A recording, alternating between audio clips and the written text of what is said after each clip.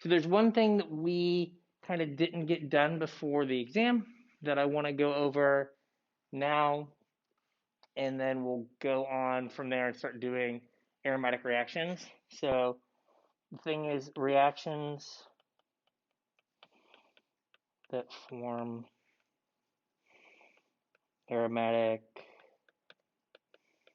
ions. So there are three reactions I want to show. First is dehalogenation, right? And the way this usually happens is you have a silver salt. Most commonly, it's like silver nitrate. So just a source of Ag plus. And this is kind of a Gen chemie kind of reaction in that silver really, really, really likes chlorine and other halogens, chlorine the most. And in Gen Chem, we sometimes will use silver salts to illustrate like uh, solubilities, where if you have like sodium chloride and then you add a silver salt to it, you get this solid that falls out of solution because the silver grabs onto the chlorine, becomes a solid that doesn't ever dissolve and just crashes out of solution. So, right, so once silver grabs onto a chlorine, it doesn't let go. So when you have a chlorine on an aromatic compound or other halogens, but chlorine works the best, you can add silver, and silver will pull on that halogen and can pull it off, and you'll get like a silver chloride that is a solid, right? You get this really stable compound, and you pull your um, halogen off your molecule, right? So since chlorine's leaving and kind of taking its electrons with it, that leaves you with a carbocation. So you can use silver to remove halides to make carbocations, right? And this carbocation here is 6 electrons and aromatic. All right, so there's removing halogens to make carbocations. There's another way that we can make carbocations, and that is by removing water from molecules, or really removing like um, alcohols. So this is kind of a dehydration. Great, so you've got a compound that has an alcohol. We use a strong acid like sulfuric acid, right? And again, we're going to generate a carbocation plus make water, right? So we put a proton on our alcohol and then it leaves as water. So we get to, something that looks like this. Oops.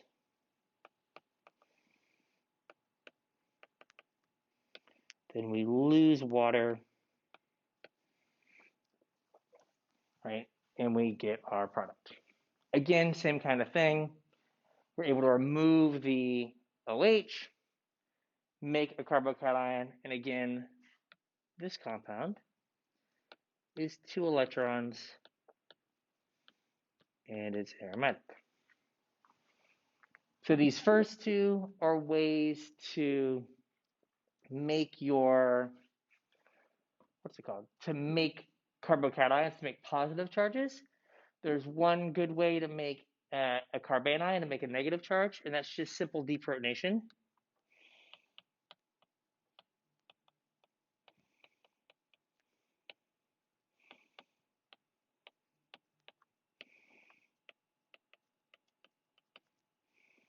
Right, we're able to remove this hydrogen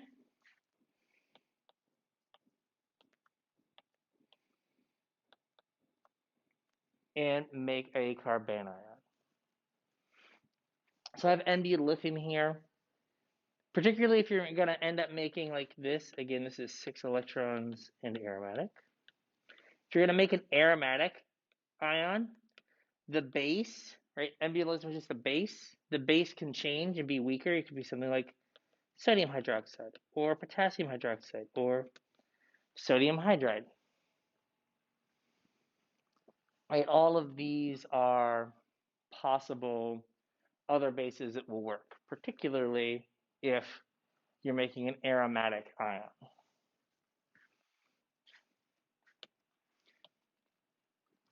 So we can generalize the rates of these reactions based on the stability of the products, right?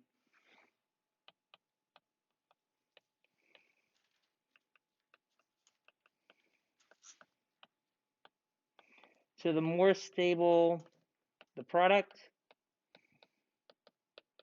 the faster the reaction, right? So general rule of thumb is if our product is aromatic, the reaction is fast. If it's non-aromatic, the reaction will be slower, right? Because non-aromatic compounds aren't as stable as aromatic compounds. And then finally, we have big gap, anti-aromatic. These reactions are slow / may not happen, right? Because you're making a very unstable product. So the molecule might just be like, I'm not even going to do this reaction because nothing good happens to me if I do this reaction. I become anti-aromatic and I'm really unstable. I'm not even going to bother. So those reactions are really hard to do. So how I normally kind of ask these kind of questions, right, is I'll give you two of the same reaction, but on a different substrate. So let's say we have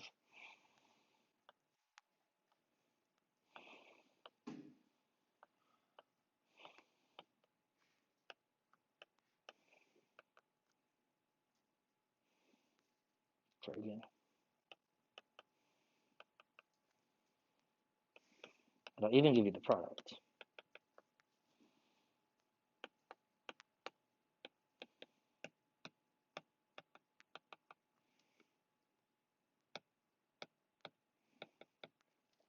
I'll ask you which one of these two reactions is faster, which is kind of a roundabout way of asking you to determine if the products are aromatic, non-aromatic, or anti-aromatic, because that's how you know how to determine the rate is by looking at the product stability. So this first compound, is it aromatic, non-aromatic, or anti-aromatic?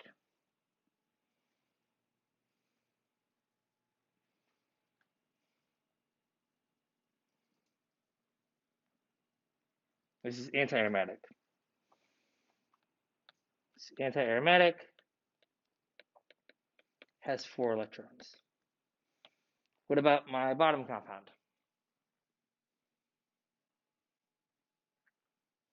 We just did this one, or I just told you, so there's 2 electrons in this aromatic, right? So now you're comparing these two, and you're just going to say that the bottom reaction is faster because the bottom reaction produces the more stable compound, right? It produces the aromatic compound as opposed to the top compound reaction that produces the anti-aromatic compound.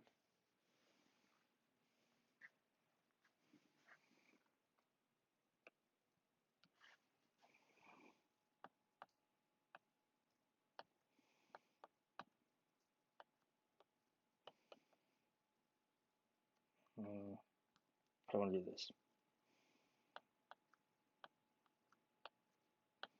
Let's do this one again.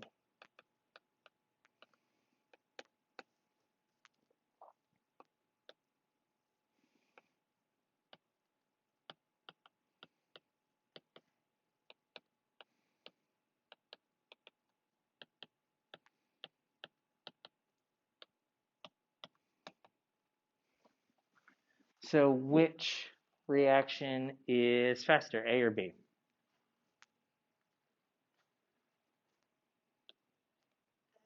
A. So this is faster. The product here is 6 electrons. Oh, it's gray. 6 electrons in aromatic. I gotta fix that or someone's gonna get like super OCD watching this video later. The person might just be me. Right? The bottom one is non-aromatic, right? Because not every atom in the ring has a p orbital, right? So aromatic compounds are more stable than non-aromatic compounds, so they should form faster. This is normally how I like ask this. It's just another way to make you think about like, hey, is this compound aromatic or not aromatic? So far, so good? Awesome. All right, so now we're going to move on to aromatic reactions.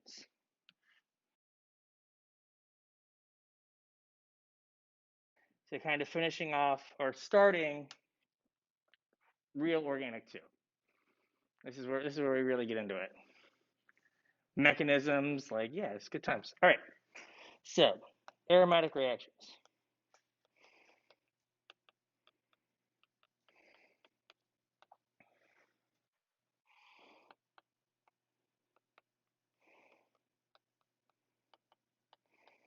So there are two types of aromatic reactions that we have to worry about. First is electrophilic aromatic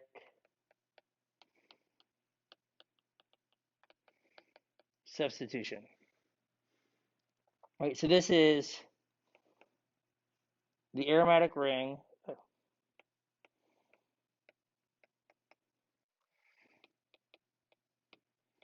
right, for almost every one of our examples. It's going to be some sort of benzene, right?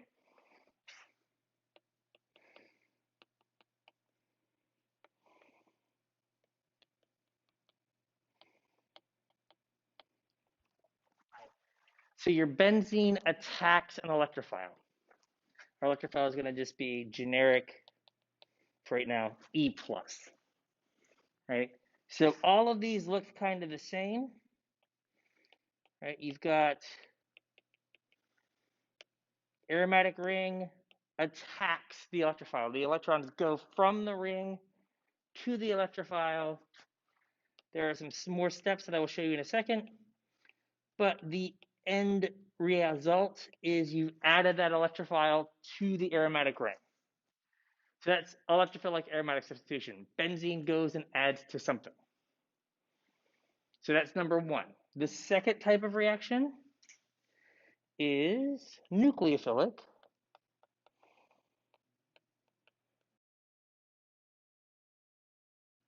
aromatic substitution, right?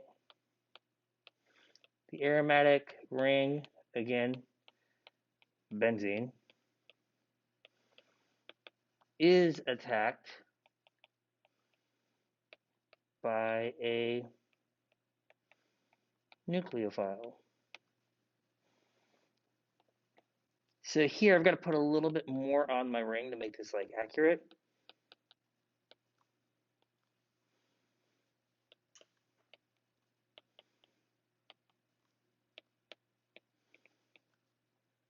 So here you've got to have an electron withdrawing group on your benzene ring and usually a halogen, and your nucleophile can take the spot of your halogen.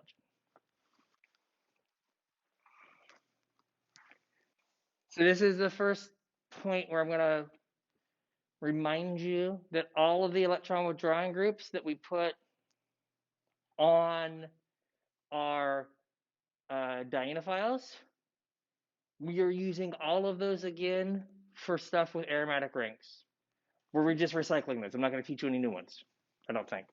Right? And then all your electron donating groups that were on your dienes, we're recycling all of those too. We're using those in aromatic rings as well.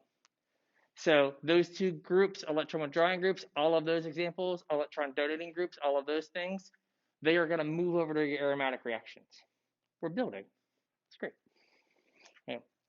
So here, your ring is attacked, right? A nucleophile adds to your ring. So your ring's the electrophile.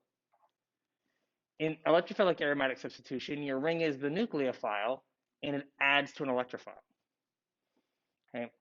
So we are going to learn both of these, but we're going to start with electrophilic aromatic substitution. We're going to start with that first, where your ring is adding to something. That is kind of the more standard thing.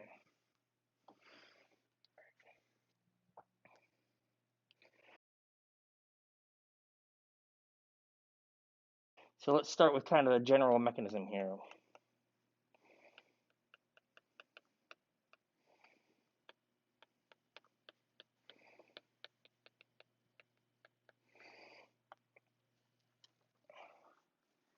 I like to compare this mechanism to when we add HBr to a double bond.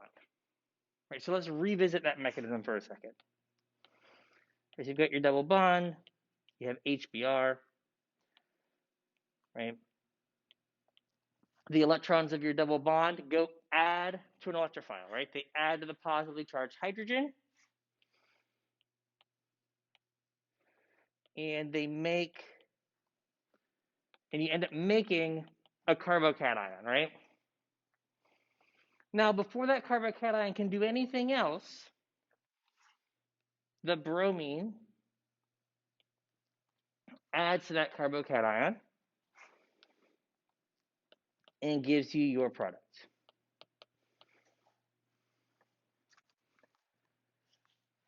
The addition of the electrophilic aromatic substitution basically steals the first step of this mechanism, right? It adds to something and makes a carbocation. So, right, so this is electrophilic aromatic substitution, right? So you have your benzene ring, you have your generic electrophile, you add, and you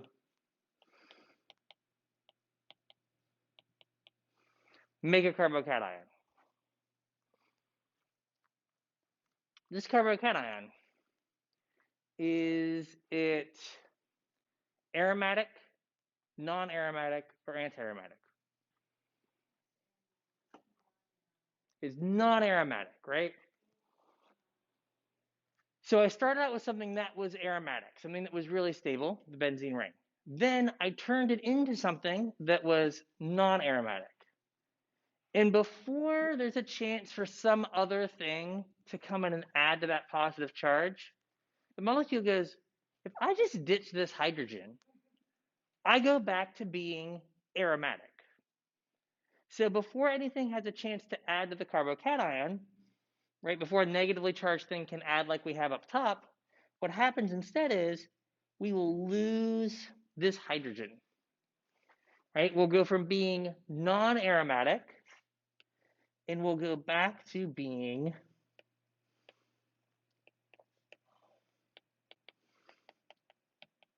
aromatic.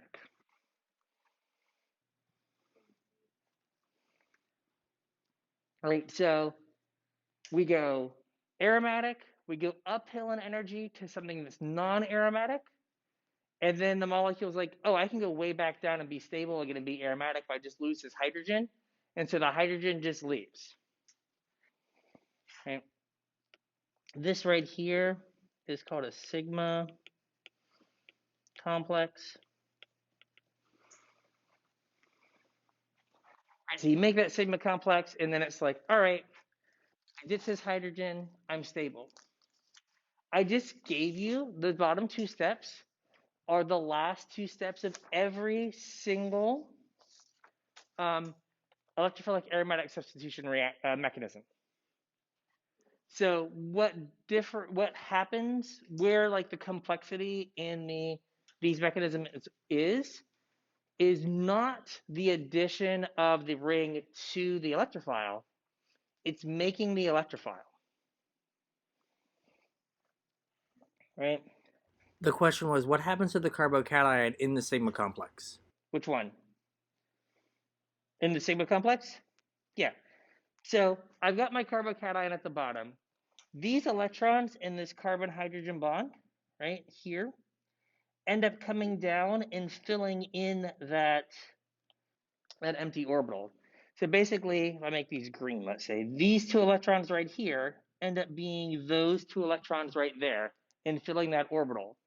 So instead of the carbon being positive at the end, the hydrogen is positive, right? The hydrogen gave its electrons to the carbon and filled that carbocation.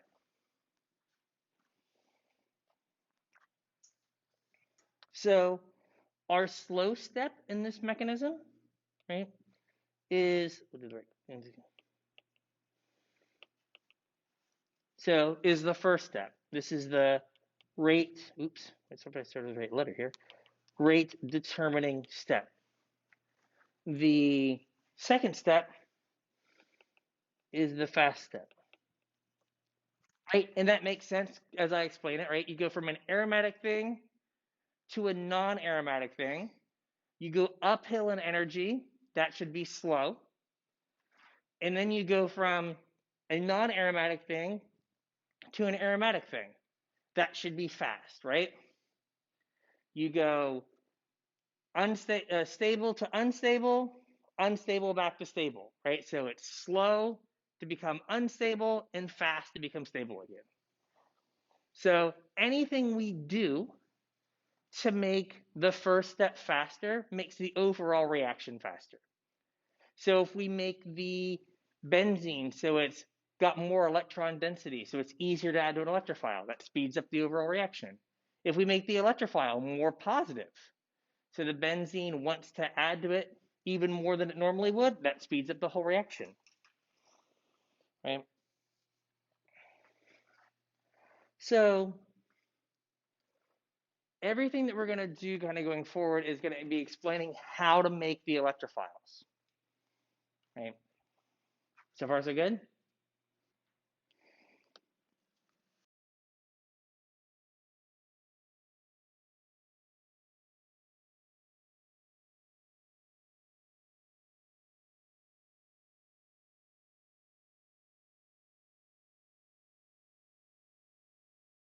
All right, what does that give us? A bromine on each carbon. Cool.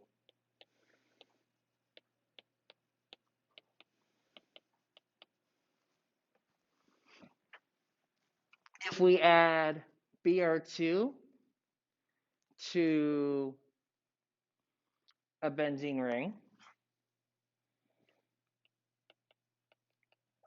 we get no reaction, right? So we've said a couple of times previous to this that the double bonds in a benzene ring are less reactive than just a regular double bond, right? So Br2 is not a strong enough electrophile, isn't positive enough for benzene to bother breaking its aromaticity to go add to it, right? So if you have benzene and you throw bromine in it, they just kind of stare at each other in the flask like boys and girls at a junior high dance. Like they're just kind of like they just hang out and they're just like, I don't want to talk to that thing, and that's not cool, right? So we've got to figure out some way to make either the aromatic ring or the bromine more reactive. And if the benzene is just benzene, right? For me to kind of change how benzene reacts, I've got to like make new bonds to benzene. So the easiest thing to do is to make the Br2 more reactive. So what we end up doing is benzene doesn't change, but what we do instead is we add a catalyst. And the catalyst that we use to add a bromine is iron tribromide, FeBr3.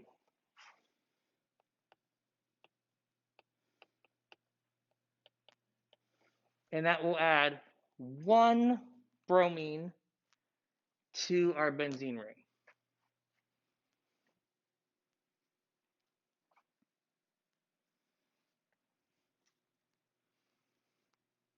So for right now, when we do examples, I basically can only teach you one example. I can only teach you the example of just benzene, because once you add groups to benzene, it changes where everything goes.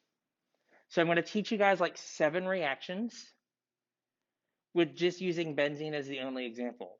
And then once I do all that and you have like that foundation, when I start teaching you where stuff goes, I'll be able to do more examples and kind of get that normal like practice that you get in class. But as of right now, I can only teach you benzene because there's a whole another set of rules that I have to teach you for where stuff goes.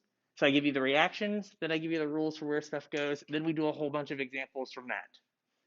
So right now it's going to just be a lot of like benzene plus this thing makes this. So it's going to seem a little different, but we will circle back and you will get some examples. All right. So The question was, why is it that the top example, you lose your double bond in the product, but in the bottom example, your double bond is present in the product? you always, for all of these reactions, you always end up remaking benzene. So your double bonds always come back in your product. So when you add it to just an alkene, double bond goes away. When you add to benzene, you always end up making benzene again. You always end up with the aromatic ring again. All right.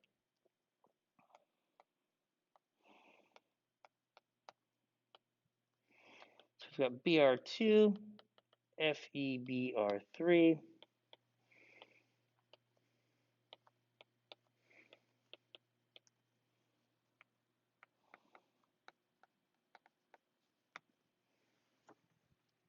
So the way this works is you've got Br2, and Br2 has, each bromine has 3 lone pairs on it, right? I'm going to just use one of them. And then you have iron trichloride, or sorry, iron tribromide.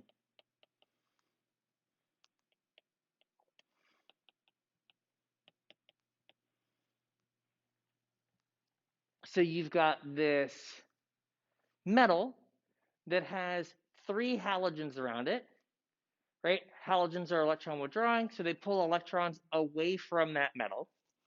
So that metal's like, I could use some more electrons. So what happens is then your bromine will give 2 electrons to your metal.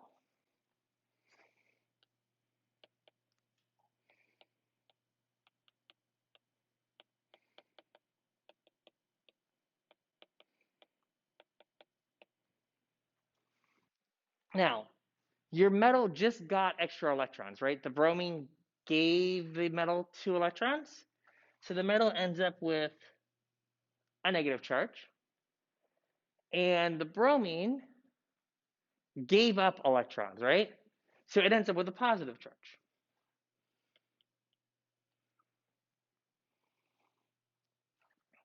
So this one's easy. This, let me try that again. I cut off my bromine. There you go. This is your electrophile,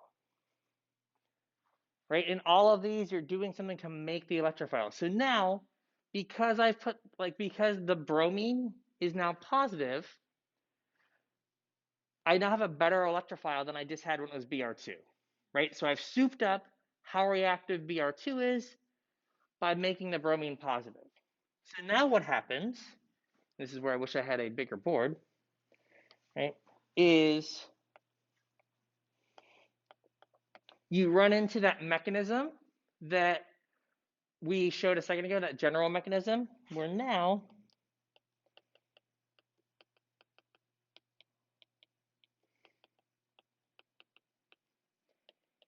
the aromatic ring, its electrons are able to add to the bromine on the end. You don't add to the positive bromine, you add to the bromine beside it. Because the reason that bromine is positive is it's making too many bonds, right? So the last thing you want to do is try to give it a third bond. It's good. It just wants to get its electrons back. So you add the bromine on the end, and that causes you to push electrons over to the positive bromine. So then that gets you to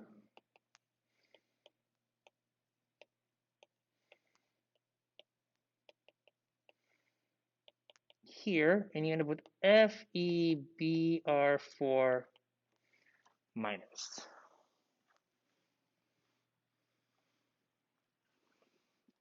The FeBr4 minus can act as a base and will grab a hydrogen. Those electrons will fall down. and remake your double bond. We're going to give this a second here. You guys a second to write, then I'm going to finish it on the next slide because I only have so much space. And we make our product, and we get HFEBR4. And the HFEBR4 will fall apart, and it will make HBr, and it will remake FeBr3 to go react with the next bromine. So that's how you do bromination. Chlorination is very, very, very similar, right? So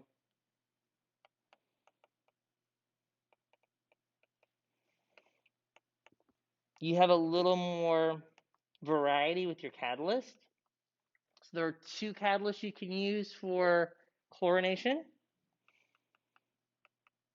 Oops. You can use iron trichloride,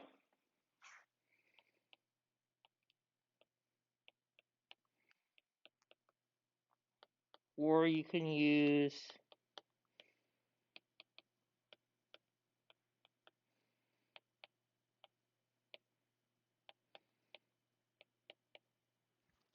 aluminum trichloride, right? So for the first one, you just take your bromine mechanism, erase every bromine, and write a chlorine in. It's the exact same thing. There's nothing different. It's the exact same mechanism, except for you just are swapping chlorines for bromines.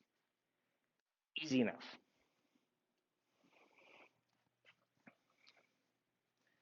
The second one, swap all your bromines for chlorines, and then swap all of your irons for aluminums. It's the exact same thing. Right? The mechanisms are exactly the same. You've changed some atoms, but how they work are the same.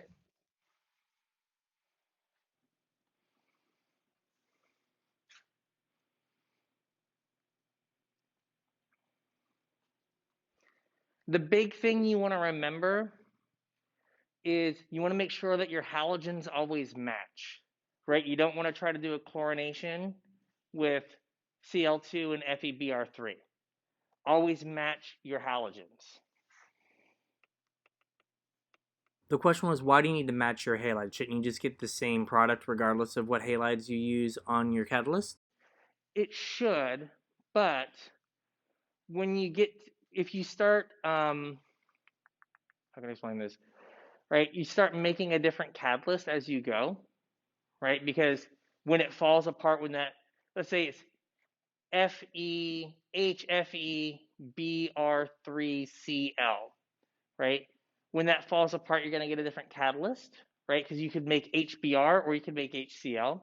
You run the risk of being able to like transfer the different halogen because like I'm showing you the like main reaction that's happening, but there's other screwy stuff going on as well, or could go on. So it's just always better that you just are like, I want to add a bromine, so I'm only putting bromines in my flask. I want to add a chlorine, I'm only going to put chlorines in my flask.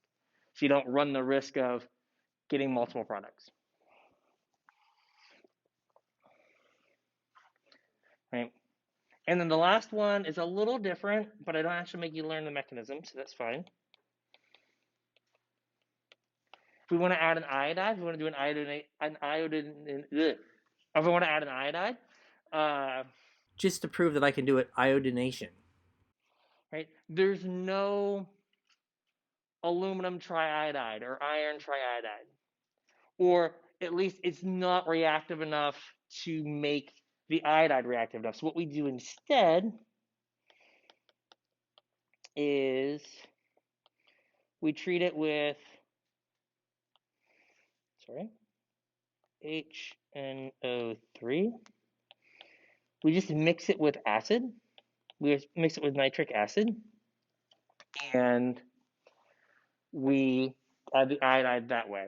So this is like the nightmare of Gen Chem realized, right? Remember like what is it? Redox half reactions or whatever?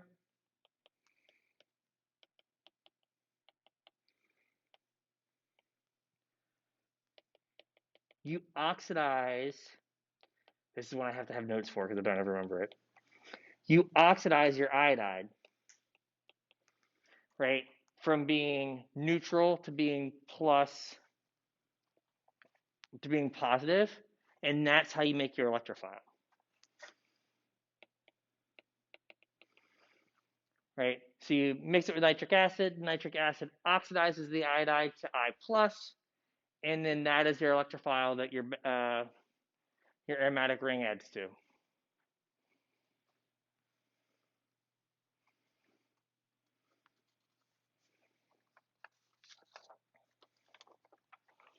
That is a 1/2, right? Because remember, like redox half reactions, like you get to like have fractions for your coefficients. I forget why. I just remember that when I was 18, they told me that, and I was like, sure. And now I'm 40, and I'm like, 41, God. And I'm like, sure, you get fractions.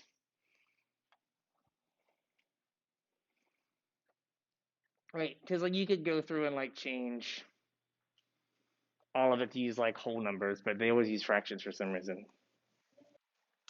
So you can add bromine, chlorine, and iodide. Uh, the secret is if you can figure out how to add fluorine super easy, you become rich and you retire. Like there are people that have just devoted their entire lives to putting fluorine on benzene and having it not be an awful experience. And we've not got a good way to do it yet. So if you can get a good way to do it, it's because fluorine's not very reactive. Because it's small, it's really negative. So you've got to like make it really positive to get this to work. And the reason we want fluorines is we've talked about it before, right? Fluorine replaces hydrogens in pharmaceuticals. And so we need a way to put fluorines on things so your body can't oxidize those positions so the drug stays in your system longer. So it's really valuable, but it's really hard to put on. Of course, nothing's easy, right? So the next reaction is putting nitro groups on benzene. So the nitration of benzene.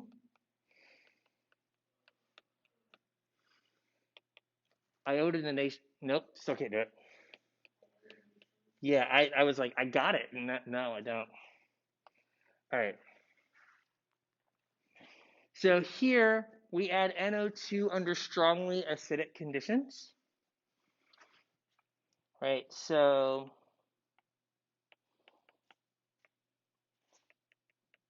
you take nitric acid and you mix it with sulfuric acid.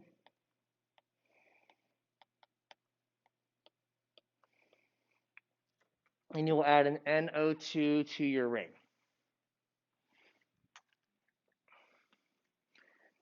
Right? Basically, sulfuric acid is so acidic, it puts protons on nitric acid. Right? So the mechanism here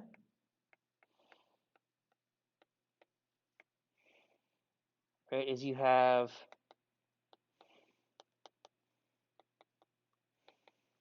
so this is the full structure of nitric acid. Right? And now you have it react with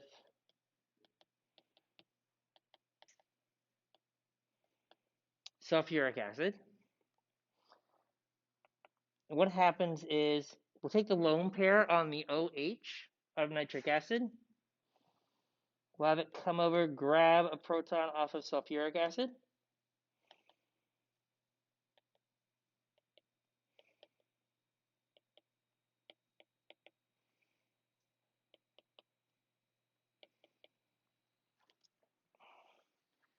And now I've got a positive charge on my oxygen as well. There's a lot going on there. But that oxygen now looks like water, right? If I were to just grab that oxygen with the two hydrogens on it and yank it off, it would be a water molecule. So what ends up happening is this lone pair that you have, this negative charge on this oxygen will come down and force this water molecule off of your nitric acid. and that will make this plus water.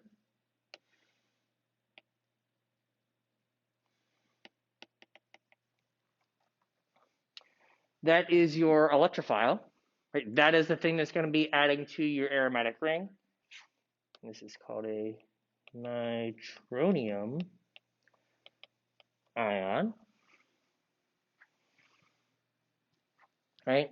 And now that is what we put into our kind of generic mechanism to add to the benzene ring. So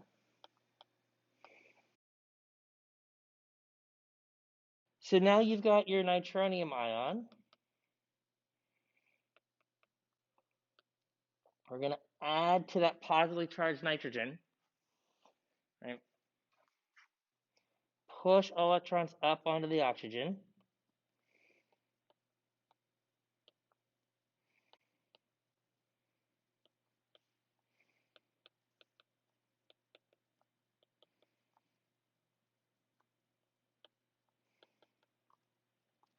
And then there's not a really good base here.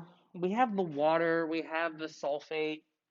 We're going to use the water here because making sulfate a base just makes me feel sad. So we're going to just grab that proton with the water or some other base in solution. And that is going to make us our product.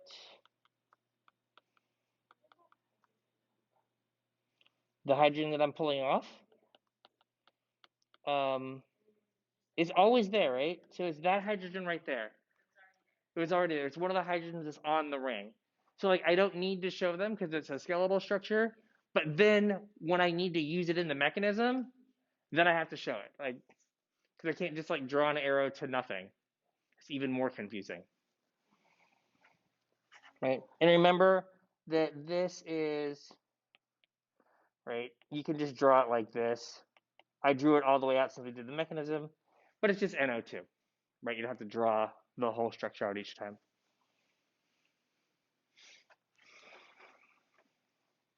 So, when I was an undergrad, we were not allowed to have sharp needles in our lab.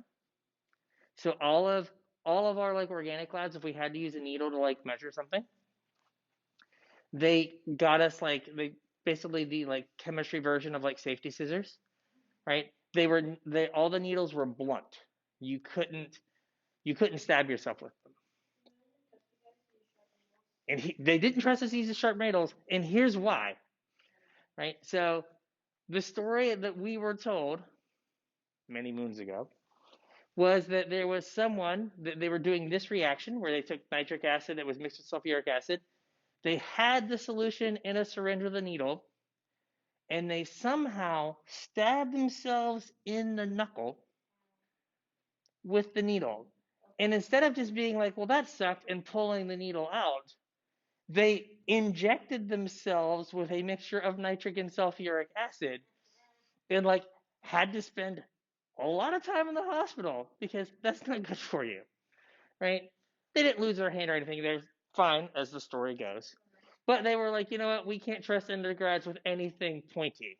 So you guys get safety needles from now on. And it was like, fair. I mean, based on the track record you have seen, I would not trust us either. Right? Okay, it was a girl, thank you very much. It wasn't just a guy being dumb. It was a girl, if I remember the story correctly. Would it have been though? And then she lost her hand. It would have been like, oh, that's bad. Now it's just like now it's like a funny tale. You're like, oh, they injected themselves. It hurt really bad, but there was like no long-term damage. It's like super sad if it ends with like, and now they're called Stumpy. Like then that's just like that's just bad. All right,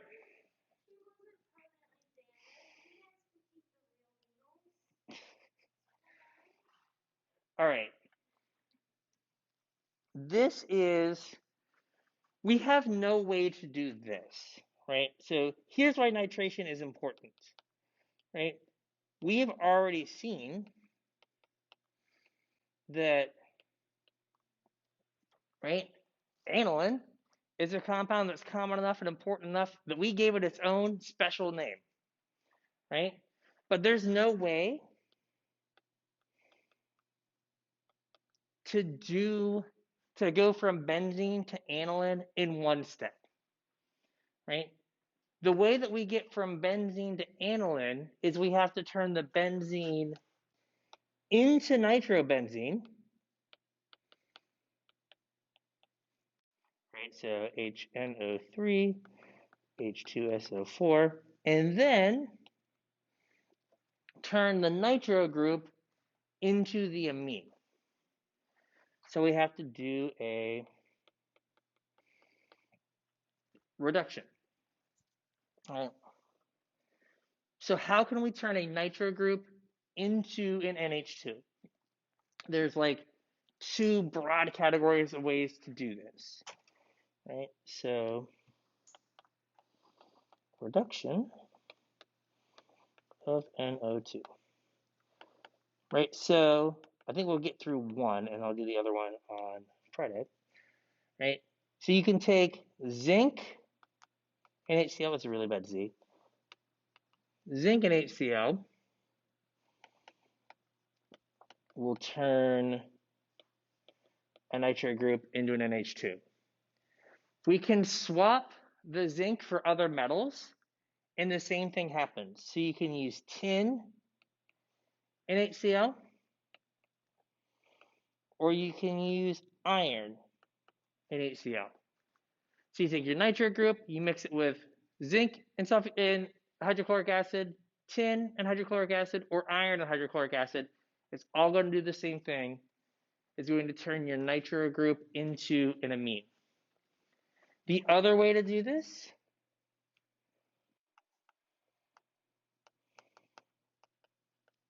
is the same way we reduce a double bond. You can use H2 palladium on carbon.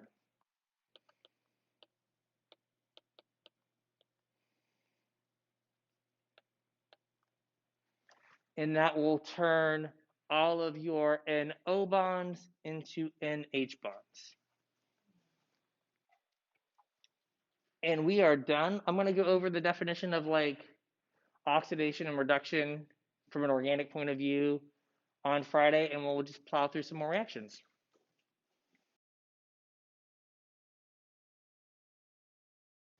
I was in, was it algebra 2?